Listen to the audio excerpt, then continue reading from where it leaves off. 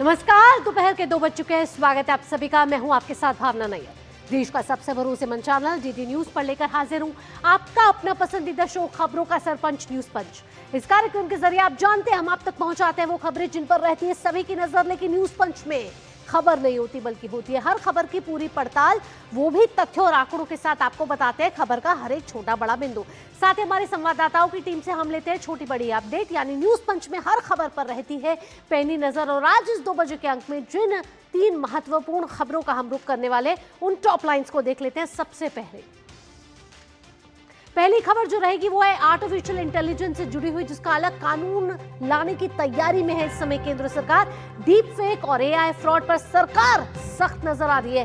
क्या कानून का मसौदा हो सकता है और कैसे केंद्र सरकार इस एआई से जुड़ा कानून ला सकती है, बताएंगे आपको न्यूज पंच में। और दूसरी खबर रहेगी दिल्ली पुलिस की बड़ी कार्रवाई से जुड़ी हुई। 20 रुपए में नकली आधार रैकेट का हो चुका है भांडाफोड़। कैसे दिल्ली पुलिस ने इस ऑपरेशन को दिया अंजाम, बताएंगे आपको न्यूज पंच में। और जिस तीसरी और महत्वपूर्ण खबर पर हमारी नजर रहेगी वो है फीफा फीवर से जुड़ी हुई। ब्राजील वर्सेस नॉर्वे का एक रोमांचक मैच आज आपको देखने को मिल सकता है। क्या इतिहास बदलने की चुनौती यहां ब्राजील देगा नॉर्वे को, दिखाएंगे आपको न्यूज पंच में। चलिए न्यूज पंच की शुरुआत कर देते हैं और पहली खबर का रुख करते हैं। और पहली खबर है आर्टिफिशियल इंटेलिजेंस से जुड़ी हुई। आर्टिफिशियल इंटेलिजेंस यानी कि एआई, जिसने हमारी जिंदगी को पहले से कहीं ज्यादा आसान बना दिया है, लेकिन यही तकनीक अब नई चुनौतियां भी खड़ी कर रही है। डीप फेक वीडियो हो, फर्जी ऑडियो, साइबर ठगी, डिजिटल अरेस्ट और नकली पहचान के जरिए बढ़ते अपराधों ने सरकार की चिंता बढ़ा दी है। और अब केंद्र सरकार एआई को लेकर बड़ा कदम उठाने की तैयारी में है। सरकार ने यह साफ तौर पर संकेत दे दिया है कि देश में जल्द ही आर्टिफिशियल इंटेलिजेंस के लिए एक अलग और समर्पित कानूनी ढांचा तैयार किया जा सकता है। इतना ही नहीं, सरकार ने व्हाट्सएप, टेलीग्राम और सिग्नल जैसे मैसेजिंग जो प्लेटफॉर्म है उस पर मौजूद यूजर नेम फीचर, हाल ही में ये यूजर नेम फीचर को ऐड किया गया है, उस पर भी सख्त रुख अपनाया है। सरकार का मानना है कि इस फीचर का दुरुपयोग कर साइबर अपराधी अपनी असली पहचान छिपाकर लोगों को ठगी का शिकार बना सकते हैं। तो आइए एआई पे ये निगरानी जो बढ़ने वाली है उसको लेकर हम आपको बताते हैं कि कैसे सरकार इस समय सख्त नजर आ रही है और साथ ही साथ क्या सरकार कानून लाने की जो तैयारी कर रही है उसका मसौदा कैसे तैयार हो सकता है, बताते हैं आपको ग्राफिक्स के जरिए। एआई पर जो सख्त नजर इस समय सरकार की है और जो कानून एआई के लिए इस समय सरकार लाने की पूरी कवायद शुरू कर रही है। तो आपको बता दें कि एआई के लिए अलग कानून पर काम इस समय हो रहा है। निगरानी पर सरकार का फोकस है।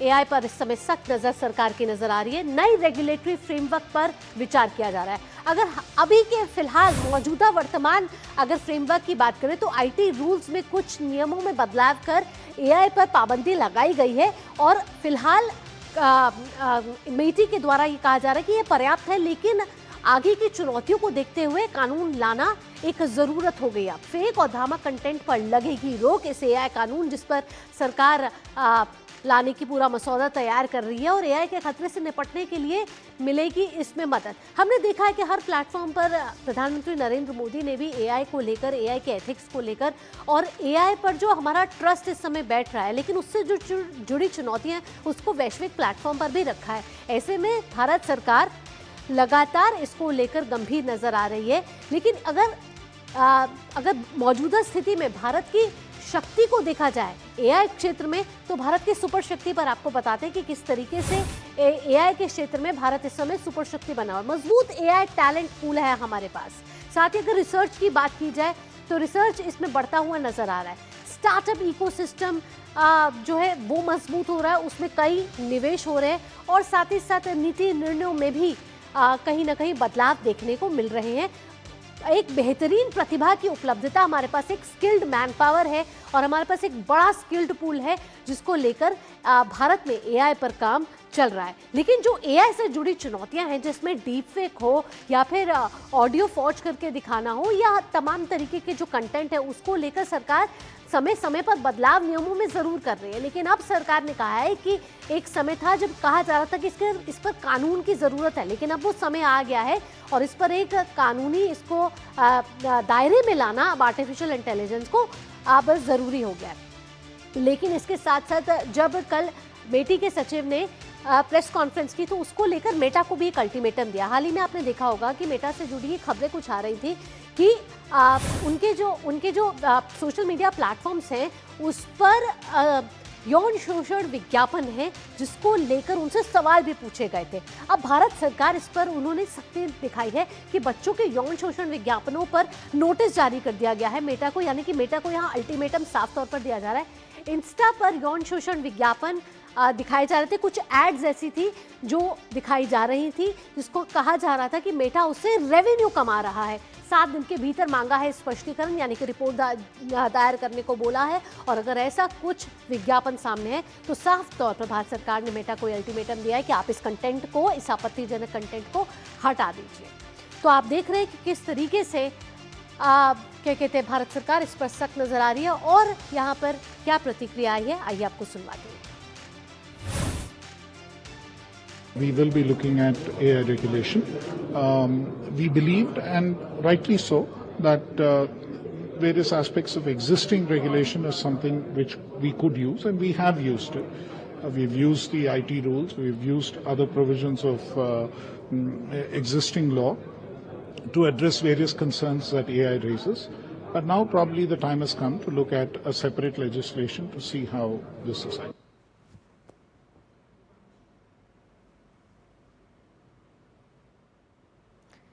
तो साफ तौर पर आपने सुना कि सचिव एस कृष्णन मेटी के ये बता रहे थे कि अब एआई पे अलग कानून लाने का समय आ चुका है और किस तरीके से इसका फ्रेमवर्क तैयार होगा इसके लिए बातचीत का दौर जो है वो लगातार आगे जारी है। और अगर आज के समय में वर्तमान स्थिति में अब एआई पे कानून लाने की ज़रूरत हो चुकी है। दिवांशु हमारे संवाददाता हमारे साथ जुड़ गए हैं, आइए दिवांशु का रुख करते हैं। दिवांशु, जिस तरीके से एआई पर सख्त इस समय सरकार नजर आ रही है और हमने प्रेस कॉन्फ्रेंस के जरिए भी सुना और एस कृष्णन को भी सुना, उन्होंने कहा कि पहले आईटी के नियमों में बदलाव करके, पर्याप्त मात्रा में नियमों में बदलाव करके इस पर सख्ती की जा रही थी, लेकिन वर्तमान स्थिति में जिस तरीके से चुनौतियां बढ़ रही हैं अब कानूनी फ्रेमवर्क पहनाना इसको जरूरी हो गया है। देखिए बिल्कुल भावना जी, आपने बिल्कुल ठीक कहा। आजकल के दौर में एआई की भूमिका लगभग हर सेक्टर्स में जो है वो बढ़ती जा रही है। एआई न केवल रोजमर्रा के काम को आसान कर रहा है बल्कि जो क्रिमिनल माइंडेड के लोग हैं वो लगातार इसका फायदा उठा रहे हैं और इसका गलत इस्तेमाल कर रहे हैं। और आज के दौर में एआई का एक नया कानून लाया जाए, इस पर सोच विचार अब शुरू हो चुका है। सेक्रेटरी मैत्री को हमने सुना, जिस तरह से उन्होंने साफ कहा कि ये सही वक्त है जब एआई के नए कानून पर विचार होना चाहिए और आने वाले वक्त में हम कह सकते हैं कि भारत सरकार एआई को लेकर एक नया कानून लेकर आएगी, संसद में उसको पास कराया जाएगा। क्योंकि आजकल सोशल मीडिया के माध्यम से डीप फेक वीडियोस हो या फिर किसी की गलत आईडी बनाकर उससे गलत काम करना हो, तो ये तमाम तरह का जो साइबर क्राइम है वो लगातार बढ़ता जा रहा है। और जिस तरह से एआई की भूमिका बढ़ रही है ऐसे में कानून की जरूरत पड़ रही है और अब सोच विचार हम कह सकते हैं कि भारत सरकार के तमाम जितने अधिकारी हैं उन्होंने शुरू कर दिया है और बहुत जल्द इसमें एआई को लेकर एक कानून संसद में पेश किया जाएगा और उसको लागू किया जाएगा। ये जो है अब लगता हुआ नजर आ रहा है। बिल्कुल, एक कानूनी फ्रेमवर्क में लाना आर्टिफिशियल इंटेलिजेंस को वक्त की जरूरत बन गया है। इसके साथ साथ हमने ये भी सुना कि जो मैसेजिंग प्लेटफॉर्म्स हैं उसको भी सख्त निर्देश दिए। हाल ही में हमने देखा कि मैसेजिंग प्लेटफॉर्म पे एक नया फीचर आया है यूजर नेम का, यानी कि अब आप अपना नाम प्राइवेट रख सकते हो और आप अपना एक यूजर नेम बना सकते हैं। लेकिन भारत सरकार का साफ तौर पर यह कहना है कि इससे साइबर अपराध बढ़ सकते हैं और फॉर्जरी बढ़ सकती है, गलत नामों के साथ यहां ठगी हो सकती है। देखिए बिल्कुल, भारत सरकार की जो आईटी मिनिस्ट्री है वो तमाम जितने सोशल मीडिया प्लेटफॉर्म्स हैं उसको समय समय पर जो है गाइडलाइंस देती है और उसका पालन करने के लिए हिदायत और दी जाती है। हम कह सकते हैं कि तमाम जितने सोशल मीडिया वेबसाइट्स हैं उसमें चाहे वो चाइल्ड पोर्नोग्राफी हो या फिर डीप फेक वीडियोज़ हैं उसको लगातार प्रसारित किया जाता है, उसको पोस्ट किया जाता है। और असल में जो जिस शख्स की वो वीडियो बनाई जाती है, डीप फेक वीडियो बनाई जाती है, चाहे वो महिला हो चाहे पुरुष हो, उसका समाज में कहीं ना कहीं उसको काफ़ी दिक्कतों का सामना करना पड़ता है। ऐसे में अब जो नया हम कह सकते हैं कि भारत सरकार ने निर्देश दिया है मेटा को यूजर नेम को लेकर, उसको लेकर देखना होगा कि मेटा की तरफ से क्या कुछ जवाब दिया जाता है। लेकिन बहुत जरूरी है ये तमाम जितनी वेबसाइट्स हैं उसमें धड़ल्ले से इस तरह की डीप फेक वीडियोस को प्रसारित किया जाता है, पोस्ट किया जाता है, उसका रुकना जरूरी है। और यही वजह है कि हमारी भारत सरकार इसको लेकर पूरी तरीके से सख्त है। साथ ही दिवांशु, अगर वैश्विक मानकों को भी देखें, हमने देखा है कि प्रधानमंत्री नरेंद्र मोदी, यहाँ हमारा एआई समिट भी इसी साल हुआ था। प्रधानमंत्री नरेंद्र मोदी जब भी वैश्विक प्लेटफॉर्म पर अगर एआई को लेकर बात हुई है तो एथिक्स को लेकर जरूर बात हुई है। और भारत सरकार ने हमेशा से कहा है कि एआई जरूर हमारी जिंदगी को आसान बना रहा है, लेकिन इससे जुड़ी कड़ी चुनौतियां भी हैं जिसको पार पाने के लिए उसको एक कानूनी रूप में, एक कानूनी फ्रेमवर्क में ढालना वक्त की अब जरूरत बन गई है। और अगर हम दुनिया में देखें तो एआई का प्रचलन अब हमने अपना लिया है, एआई को हमने अपना लिया, इसमें कोई दो राय नहीं है। एआई भविष्य है, लेकिन इसको किस तरीके से कानूनी रूप देना चाहिए, इसको लेकर भी भारत सरकार गंभीर नजर आ रही है। देखिए, बिल्कुल भारत में जब देश की राजधानी दिल्ली में भारत मंडपम में एआई समिट हुआ, उसमें न केवल भारत के तमाम बड़े एक्सपर्ट्स बल्कि दुनिया भर के तमाम एक्सपर्ट्स यहां पर पहुंचे थे। उन्होंने न केवल एआई के तमाम जितने पॉजिटिव चीज़ें हैं उनको गिनवाया, बल्कि इससे जुड़ी जो तमाम चुनौतियां हैं उसको भी सामने रखते हुए तमाम एक्सपर्ट्स जो हैं वो नजर आए। ऐसे में प्रधानमंत्री नरेंद्र मोदी ने भी ये साफ सख्त कहा कि एआई इस वक्त जो है हमारे लिए ज़रूरी तो है, लेकिन इसके पीछे की जो चुनौतियां हैं, इसके जो दुष्परिणाम हैं, उससे भी हमें जो है वो पार पाना होगा। इसके लिए भी हमें कुछ सोचना होगा। और यही वजह है कि अब एआई समिट बीतने के कुछ ही महीनों बाद अब भारत सरकार एआई लॉ को लेकर सोच रही है और उम्मीद है कि ये पूरा एआई जो लॉ है इसको फ्रेम अच्छे से किया जाएगा और बहुत जल्द संसद में लाकर तो भारत सरकार सजग है, ये मानती है कि एआई का उपयोग सही तरीके से हो, उसका दुरुपयोग ना हो, और अगर दुरुपयोग हो रहा है तो ऐसे में कानूनी फ्रेमवर्क में लाना वक्त की जरूरत हो गई। दिव्यांशु, तमाम जानकारियों के साथ आपका बहुत बहुत धन्यवाद। यहां रुक रहे एक छोटे से ब्रेक के लिए, लेकिन जब ब्रेक के बाद लौटेंगे तो दिल्ली पुलिस की एक बड़ी कार्रवाई हुई है। एक बड़ा रैकेट का भांडा फोड़ हुआ है। क्या है ये रैकेट, बताएंगे आपको न्यूज पंच में इस छोटे से ब्रेक के बाद।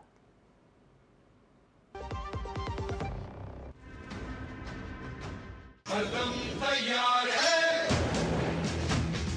बिल्कुल तैयार है, तैयार है, बिल्कुल तैयार है, जी जाने से तैयार है, इसीलिए तो हम लहरों के पहरेदार हैं। जय भारती, जय भारती, हम है नौसेना, हम है भारत के सारथी। जय भारती, जय भारती, हम है नौसेना, हम है भारत के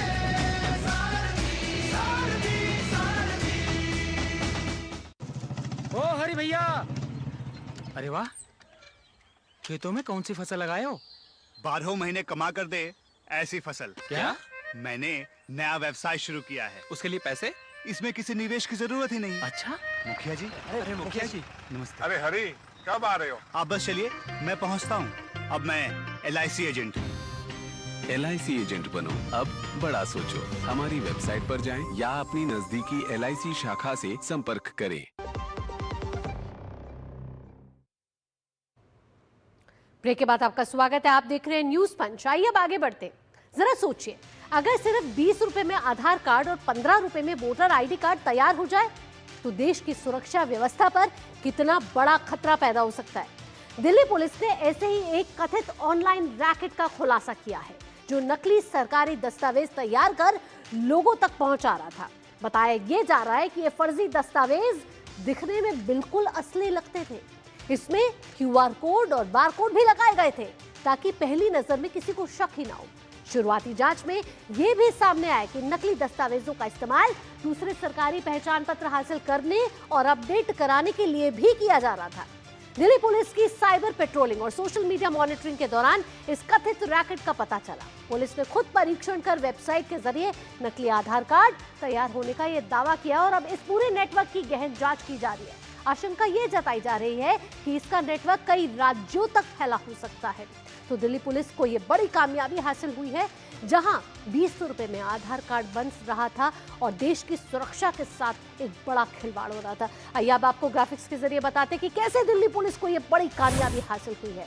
ऑनलाइन रैकेट था ये। ऑनलाइन तरीके से ये आधार कार्ड और सरकारी दस्तावेजों में ये आधार कार्ड और अन्य डॉक्यूमेंट जो थे वो इस्तेमाल किए जा रहे थे। 20 रुपए में आप आधार कार्ड बनवाइए और ये ऐसा आधार कार्ड बनाकर दे रहे थे जो बिल्कुल असली लग रहा था। 15 रुपए में नकली वोटर ID कार्ड भी बना रहे थे। ये ऑनलाइन रैकेट था। और साथ ही साथ पुलिस ने जब मामले की जांच शुरू की तो कई पेचीदगियां आई, क्योंकि ये जो कार्ड बन रहे थे वो दिखने में बिल्कुल असली नजर आ रहे थे। साइबर पेट्रोलिंग के दौरान सामने आया ये मामला, और जब जांच में पता चला कि ये ऑर्गेनाइज्ड नेटवर्क हो सकता है, यानी इसके जो तार हैं वो कई राज्यों में जुड़े हो सकते हैं। QR कोड और बार कोड भी असली जैसे लग रहे थे, और साथ ही साथ सिर्फ आधार कार्ड और ये नहीं बनाया जा रहा था वोटर ID कार्ड, इन्हीं कार्ड को डॉक्यूमेंट बना के दूसरे डॉक्यूमेंट्स भी बनवाए जा रहे थे। मैं मामले में FIR दर्ज हो चुकी है, आगे की कार्रवाई शुरू हो रही है। और साथ ही साथ अगर आपको बताएं कि क्या क्या नकली बन रहा था इस ऑनलाइन रैकेट में, सुनो, इस रैकेट में बन रहा था नकली रेजिडेंस सर्टिफिकेट बन रहा था, साथ ही साथ और भी कई और डॉक्यूमेंट्स थे जो बन रहे थे। उसमें कास्ट सर्टिफिकेट भी बनाया जा रहा था, साथ ही वोटर ID कार्ड बनाया जा रहा था, बर्थ और डेथ सर्टिफिकेट बनाया जा रहा था, आधार कार्ड से जुड़े अन्य डॉक्यूमेंट्स बनाए जा रहे थे। ऑनलाइन पेमेंट का ऑप्शन भी इस में था, और साथ ही साथ आपको बता दें कि ऐसे कई डॉक्यूमेंट्स जो थे, ये सब नकली डॉक्यूमेंट्स इस ऑनलाइन रैकेट के जरिए बनाए जा रहे थे, और जिनका इस्तेमाल दूसरे अन्य सरकारी दस्तावेजों के लिए भी इस्तेमाल किया जा रहा था। तो दिल्ली पुलिस को यहाँ बड़ी कार्रवाई की है दिल्ली पुलिस ने, और बड़ी कामयाबी भी यहाँ मिलती हुई नजर आ रही है। अब गहन जांच जारी है, यानी अब और इसमें गिरफ्तारियां होंगी और लोगों से पूछताछ होगी, और भी अन्य डिटेल्स इसमें निकाली जाएंगी। अब वेबसाइट की जांच पड़ताल में आखिरकार क्या पता चला है?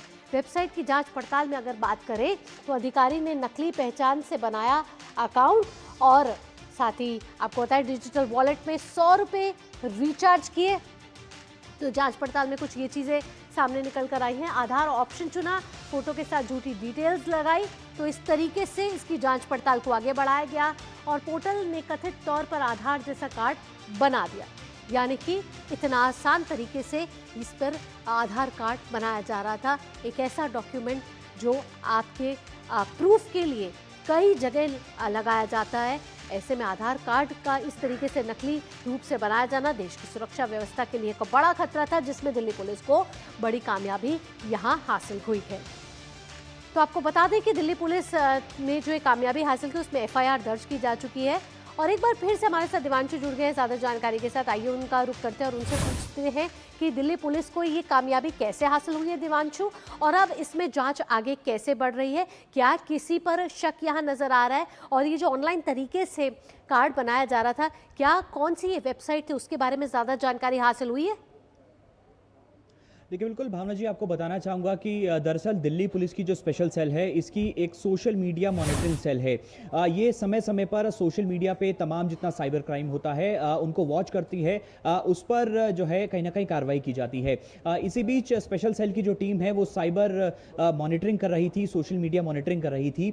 इसी बीच उनके हत्थे एक bkprint.in नाम की वेबसाइट है वो लगती है, और bkprint.in जो वेबसाइट है उस पर जब तमाम पुलिस अधिकारी सर्च करते हैं तो उनको पता चलता है कि ये जो वेबसाइट है ये Aadhaar card, PAN card, death certificate, birth certificate, caste certificate, ये तमाम जितने सरकारी डॉक्यूमेंट्स होते हैं वो मामूली रकम में जो है वो बनाती है। जिसके बाद दिल्ली पुलिस स्पेशल सेल के अधिकारी सतीश कुमार जो हैं उस वेबसाइट पर लॉगिन करते हैं, बाकायदा अपना एक ID बनाते हैं और 100 रुपए अपने वॉलेट में डालते हैं। जिसके बाद वो एक फर्जी नाम और तमाम डिटेल्स डालकर जो है एक आधार कार्ड जनरेट करते हैं, और कुछ ही सेकंड्स में आधार कार्ड जो है उनके पास पहुंच जाता है, जिससे यह साबित हो जाता है कि ये जो वेबसाइट है पूरी तरीके से फर्जी है, फर्जी डॉक्यूमेंट्स बना रही है। जिसके बाद तुरंत सतीश कुमार जो है अपने सीनियर अधिकारियों के नोटिस में ये तमाम बात डालते हैं, और हम कह सकते हैं कि इस पूरे मामले में 7 धाराओं में दिल्ली पुलिस की स्पेशल सेल ने जो है वो FIR दर्ज की है। और अब इस वेबसाइट का संचालन कहां से हो रहा है, ये वेबसाइट का डोमेन कहां से चल रहा है, तो ये तमाम जानकारियां निकालने की फिलहाल स्पेशल सेल की जो टीम है वो कोशिश कर रही है। लेकिन इस वेबसाइट के जरिए जो है कहीं ना कहीं फर्जी आधार कार्ड मामूली रकम में बनाए जा रहे थे, 15 से 20 रुपए में बनाए जा रहे थे। लेकिन कितने बनाए गए, इसके पीछे कौन कौन लोग शामिल हैं, इसके लिए तो अभी फिलहाल इंतजार करना होगा। जो इन्वेस्टिगेशन है फिलहाल इनिशियल स्टेज पर है। बिल्कुल, दिल्ली पुलिस को यहाँ बड़ी कामयाबी हासिल होते हुए नजर आ रही है। अब कड़ियाँ जोड़ने की यहाँ कोशिश की जाएगी, कुछ ना कुछ बहुत यहाँ कड़ियाँ जोड़ने के साथ साथ कहा जा रहा है कि कई राज्यों से भी ये सक्रिय हो सकती है इस तरीके की जो फॉर्जरी चल रही थी। फिलहाल दिवांशु, तमाम जानकारी के साथ आपका बहुत बहुत धन्यवाद। आइए अब आगे बढ़ते हैं और इस समय क्योंकि पूरी दुनिया में फुटबॉल का फीवर छाया हुआ है तो फीफा विश्व कप 2026 अब अपने सबसे रोमांचक दौर में पहुंच चुका है। हर मुकाबला करो या मरो की जंग बन चुका है, जहां एक जीत टीम को क्वार्टर फाइनल में पहुंचाती है, जबकि हार के साथ विश्व कप का सफर किसी का खत्म हो जाता है। राउंड ऑफ 16 के मुकाबलों में फ्रांस ने पैराग्वे को 1-0 से हराकर अंतिम 8 में जगह पक्की कर ली है, जहां उसका सामना मोरक्को से होगा। वहीं मोरक्को ने कनाडा को 3-0 से मात देकर लगातार दूसरी बार क्वार्टर फाइनल में जगह बना ली है। अब सबकी निगाहें ब्राजील वर्सेस नॉर्वे की टक्कर पर है। 5 बार की विश्व चैंपियन ब्राजील 24 साल बाद फिर से विश्व कप जीतने के सपने के साथ मैदान में उतरेगा, जबकि नॉर्वे अपने स्टार स्ट्राइकर अर्लिंग हॉलैंड के दम पर इतिहास दोहराने की कोशिश करेगा। दिलचस्प बात यह है कि विश्व फुटबॉल की महाशक्ति ब्राजील आज तक नॉर्वे को कभी हरा नहीं पाया है। ऐसे में देखना दिलचस्प होगा, रोमांचक मुकाबला होने वाला है। और क्या क्या फीफा में ब्राजील वर्सेस नॉर्वे में देखने को मिलेगा, ये आपको ग्राफिक्स के जरिए बताते हैं कि क्या रिकॉर्ड रहा है और कैसे ब्राजील पूरी तरफ से कोशिश करेगा कि जो इतिहास रहा है उसको बदल देगा। फ्रांस पहुंचा है क्वार्टर फाइनल में। दोनों टीमों की बात करें तो के बीच दिखा कड़ा मुकाबला और फ्रांस वर्सेस पैराग्वे का ये मैच हुआ। एम्बापे ने 70वें मिनट में पेनल्टी कर किया गोल, तो एम्बापे को यहाँ एक बड़ी जीत हासिल होते हुए, क्योंकि एम्बापे के कई फुटबॉल फैंस हैं पूरी दुनिया भर में। क्वार्टर फाइनल में मोरक्को से होगा अब मुकाबला और ये मुकाबला फ्रांस वर्सेस मोरक्को का होने वाला है। ऐसे में राउंड ऑफ 16 में पैराग्वे को 1-0 से हरा दिया है फ्रांस ने, तो अब फ्रांस वर्सेस मोरक्को होगा और ऐसे करके एक एक करके जीत की तरफ कदम आगे बढ़ाती जा रही हैं। देश देखना होगा। अब अगर आज के मैच की बात करें, अब बात करते हैं जिस पर अब सभी की निगाहें टिकी हुई है राउंड ऑफ 16 में, जब ब्राजील नॉर्वे के सामने होगा। ब्राजील जब नॉर्वे के सामने होगा तो एक बार इतिहास जो है वो सबको दिखाएगा कि कैसे ब्राजील जो एक बड़ा विश्व चैंपियन रहा है और नॉर्वे के साथ, लेकिन जब भी उसने खेला है नॉर्वे से भी जीत नहीं पाया है। मेटलाइफ स्टेडियम में होने वाला है मुकाबला। रिकॉर्ड 5 बार की विश्व चैंपियन है ब्राजील। ब्राजील ने नॉर्वे को कभी नहीं हराया है।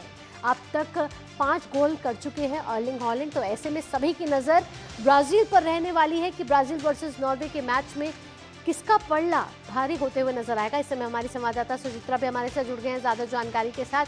सुचित्रा, फ्रांस वर्सेस मोरक्को तो होगा, लेकिन अब ब्राजील वर्सेस नॉर्वे पे सभी की निगाहें हैं, क्योंकि एक लंबा इतिहास रहा है ब्राजील का जीतने का।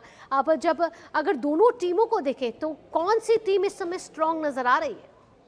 जी बिल्कुल भावना, अगर ब्राज़ील और नॉर्वे के मैच की बात करें तो वैसे तो ब्राज़ील 5 बार की विश्व चैंपियन है और इस मुकाबले में फेवरेट भी मानी जा रही है, क्योंकि ब्राज़ील के पास नॉकआउट मुकाबले खेलने का ज़्यादा अनुभव है। वहीं नॉर्वे की टीम की अगर बात करें तो लंबे समय के बाद वो विश्व कप में वापसी कर रही है, लेकिन इस वक्त उनके पास एक अर्लिंग हालैंड जैसा स्टार है जो कि अपने प्रदर्शन से सबको प्रभावित कर रहा है। लगातार जिस स्पीड से अर्लिंग हालैंड लगातार एक के बाद एक गोल कर रहे हैं, दुनिया की किसी भी टीम के लिए एक बड़ा खतरा साबित होते हैं। तो अगर हम अनुभव देखें, टीम देखें, तो जाहिर तौर पर यहाँ पर ब्राज़ील फेवरेट है, लेकिन नॉर्वे के पास भी एक जज्बा है।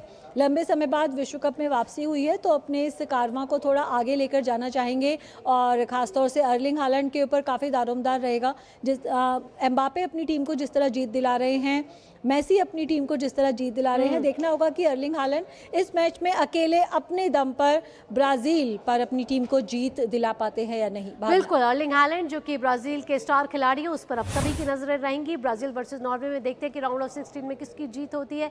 ऐसे में फुटबॉल फीवर इस समय दुनिया भर में खुमार जो है उसका वो चढ़ा हुआ है। ऐसे में देखना होगा कि एक एक टीम जब आगे बढ़ रही है तो करो या मरो की स्थिति जो है वो साफ तौर पर देखने को मिल रही है। सुचित्रा, तमाम जानकारियों के साथ यहाँ आपका बहुत बहुत धन्यवाद। इसी के साथ न्यूज पंच में फिलहाल इतना ही। देश और दुनिया की बाकी खबरों के लिए आप जुड़े रहिए डीडी न्यूज के साथ, क्योंकि डीडी न्यूज ही है भरोसा सच का। दीजिए अनुमति, नमस्कार।